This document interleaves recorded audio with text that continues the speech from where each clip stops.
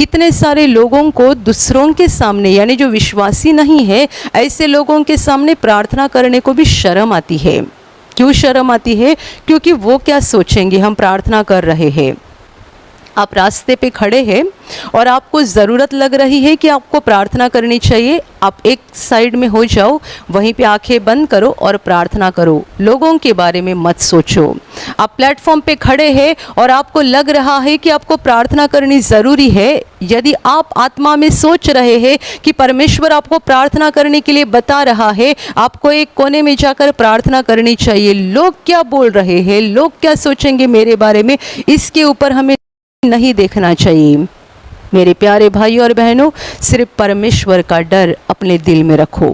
हमें मनुष्य से डरना नहीं है। जितने सारे लोग परमेश्वर का डर नहीं रखते हैं, उन्हें बहुत सारी चीज़ों को डरना पड़ता है, बहुत सारी चीज़ों को। और जो परमेश्वर का डर रखते हैं, उन्हें और किसी को डरने की ज़रूरत नहीं पड़ती है।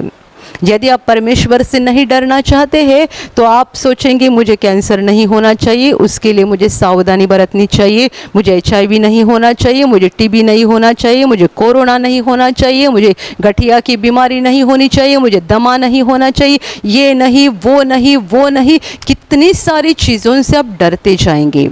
साथ ही साथ मनुष्यों से भी डरेंगे, साथ ही साथ शैतान को भी डरेंगे, दुष्ट आत्माओं को डरेंगे, उनके सारे कामों को। ये बीमारी तो शैतान का ही काम है, उनके सारे कामों को डरते जाएंगे।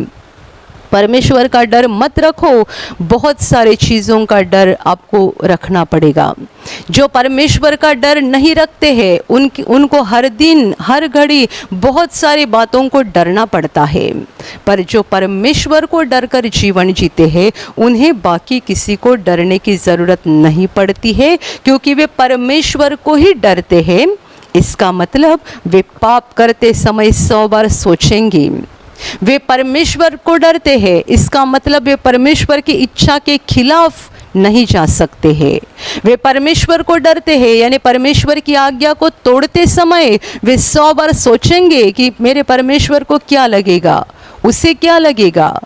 वो परमेश्वर के वचनों को और उसकी आज्ञाओं को तोड़ते समय 100 बार सोच लेंगे। आसानी से पाप नहीं करेंगे, आसानी से अधर्म और गलत काम करके नहीं बैठेंगे, और इसी कारण वे परमेश्वर के प्रेम में बने रहेंगे। तो उन्हें छोटे छोटे बातों को लेकर डरने की कोई ज़रूरत नहीं पड़ेगी।